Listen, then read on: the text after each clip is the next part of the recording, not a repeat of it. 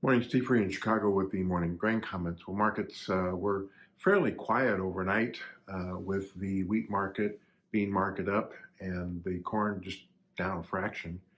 Beans have jumped 20 cents after CONAB came out and estimated the soybean crop in Brazil at 125 million metric tons. That's versus the USDA's 134. Beans are now up 20 cents. They estimated the corn crop at 112 versus the USDA's 114. But there are some people that believe that the corn crop could be as low as 106.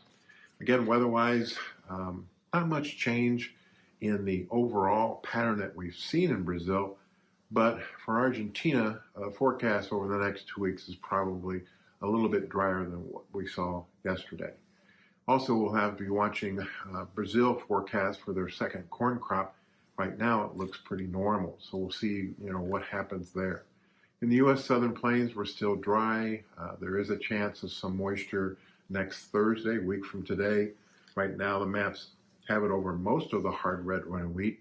I think by the time we get there, our forecasters feel that the western two-thirds of the hard red running wheat will miss this moisture or not see enough to turn things around.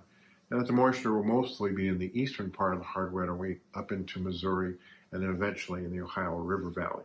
It'll keep the western corn belt also dry.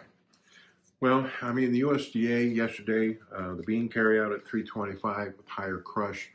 Some people came out yesterday with a 275 number due to higher exports.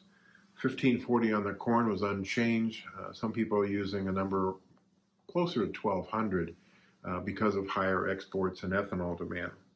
And the wheat 648, only up 20 from the previous number. Some people are closer to maybe 590. Like the fact that they're lowering exports right now may be a little bit premature. We also started seeing some numbers for 22-23 with acres up in beans, down in corn, up in wheat.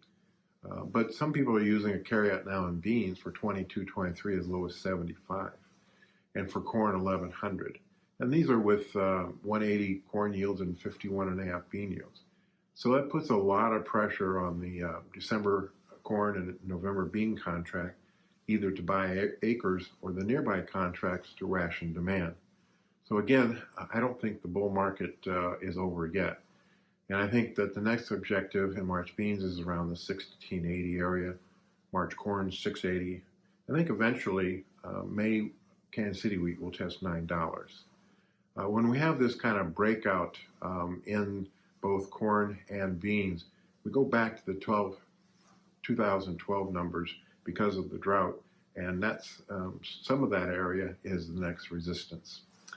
Politically, we'll be watching Washington for any news as far as inflation and any stimulus. And then as far as the Fed, they'll be watching today's CPI data. As always, these are my thoughts and not those of ADM Investor Services. Have a safe and profitable trading day. And remember, always treat people like you yourself would like to be treated.